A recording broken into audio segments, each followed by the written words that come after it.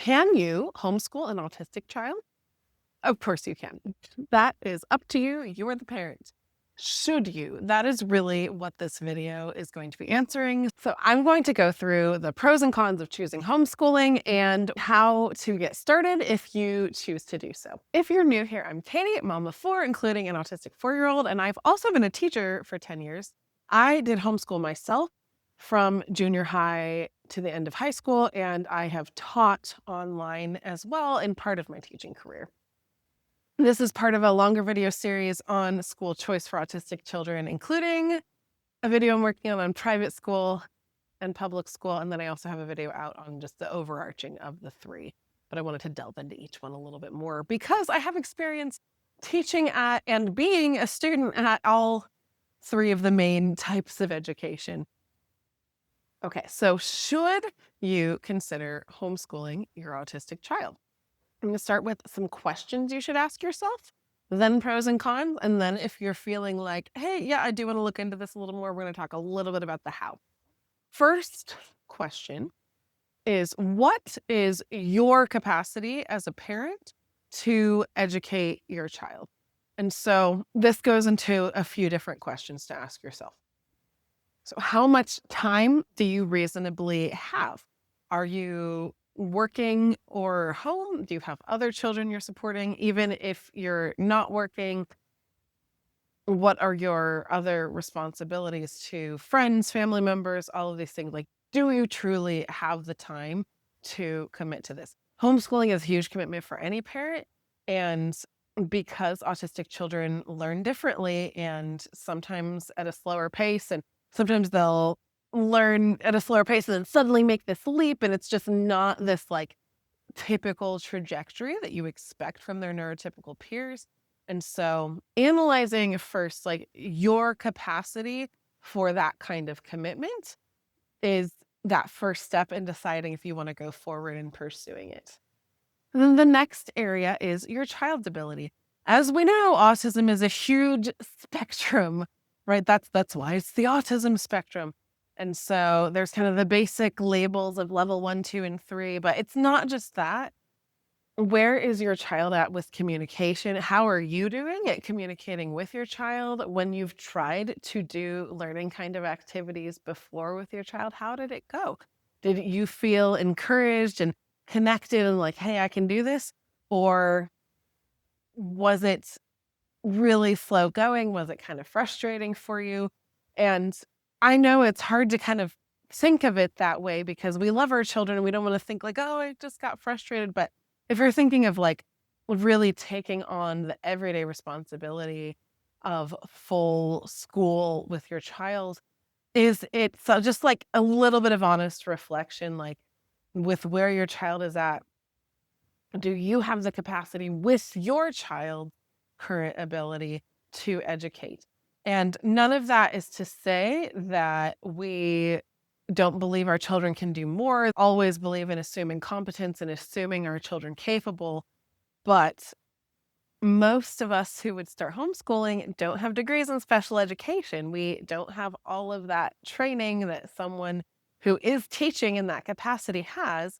And so it's just something to like have an honest reflection with yourself and who your child is. So those are the main questions to kind of just get a gauge in if this is something you want to pursue. And if you're saying yes to those things, if you're like, hey, I know I don't have a special education degree, but I love sitting down and learning with my child every day. It is a joy. It is something that even if it's not a joy every single minute, this is what I want to spend my time doing.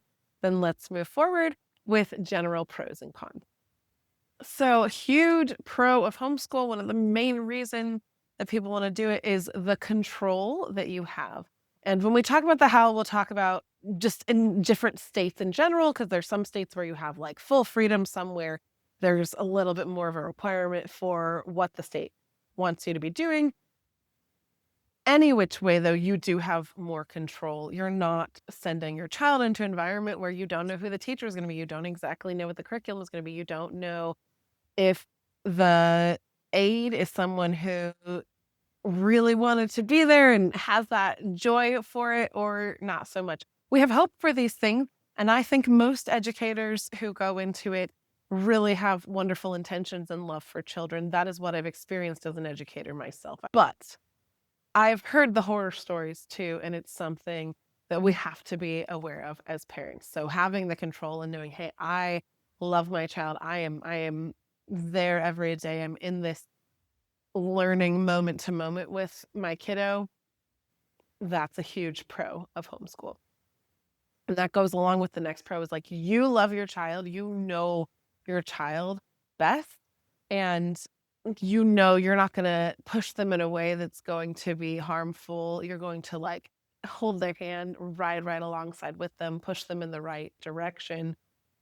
Huge pro.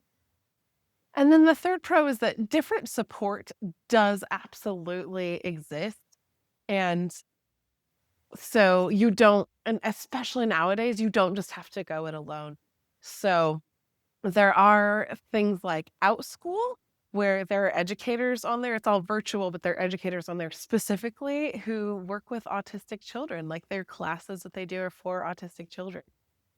There's also virtual school that are technically considered charter schools, typically like K-12 Learning, Connections Academy.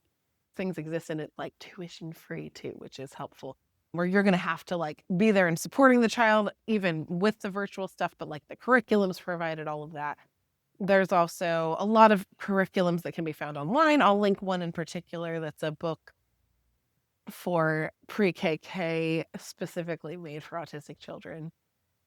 And then along with the support, there's some people who do things like ABA therapy and then pair that with homeschool. So like up through a certain age, they recognize, hey, my child's really doing well, learning a lot of communication skills in this therapy situation. And so I don't want to pull them out of that to go into traditional school. So maybe you reduce the hours and then you're homeschooling along with continuing a therapy like that. And that's another positive, is you have that control to continue the support of like the therapy that's working really well and doing the home education. Cons, most of us are not people with special education degrees. And so it's not that we can't build those skills and learn how to do it, but we're not coming from this place of full knowledge. I, as a teacher, have worked before I ever had an autistic child. I worked with a lot of children on the spectrum and a lot of children with various needs. And that's something that I learned somewhat how to do as a teacher, but I still was never the specialist. I would often be going to the specialist who was at the school to say, hey, can you help me with this communication strategy, with this thing to support this child? And there is support out there that exists, but like for most of us, at least we ourselves do not have that expertise naturally. Con number 2, it's a lot of work. So that's where you go back to those questions. Is this something that you really have the time to commit to doing well? And for the realities of a lot of our situations, it's not something we can do right now. So I, as of now, am not homeschooling my son. He is in a public school pre-K. We're in an amazing school district. And I love his teacher. He loves going to school every day. So good things are happening. Long term, I don't know. Sometimes as kids get older, they show signs that they really hate school or they're not being supported as well. I hope he continues to be supported, but I'm going to constantly be assessing this. And at any time, we can change our decision. That's something to know as a parent too. You're not locked in forever to the decision. You are the parent, you have the choice, and you can change the choice. And then the third con is just similar to the amount of work of homeschool itself, but it's just like finding the right thing can be hard. And so there might be some trial and error with what works for your child, what is the right curriculum. And so you have to be willing to put in the time, both in the homeschooling itself and in allowing for that trial and error.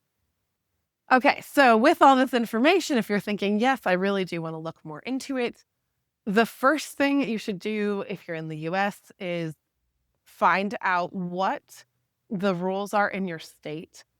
You can do this by Googling California homeschool laws.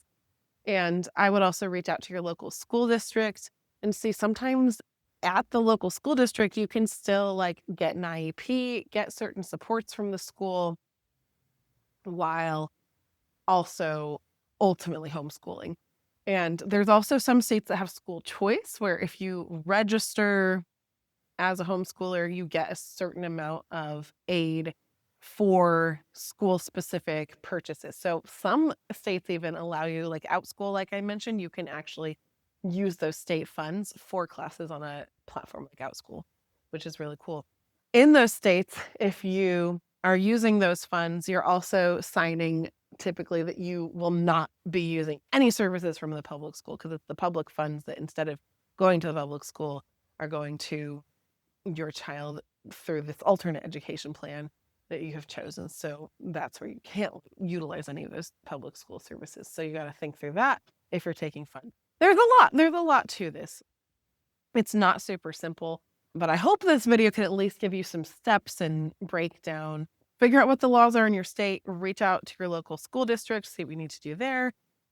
Then start researching either curriculums or online schools or the different things you have in place. And then you would make a decision based on what the laws are in your state and what you're allowed to do of what the actual curriculum would be. I do have linked below my 3 free visuals guide. If you grab that, you'll also be signing up for my newsletter where I'll let you know when my full visual pack is available, as well as the autism songs my husband and I are working on to support our son, as well as any other autistic kiddos. Feel free to ask any questions down below about anything that I haven't covered in this video, and I hope you have a wonderful week.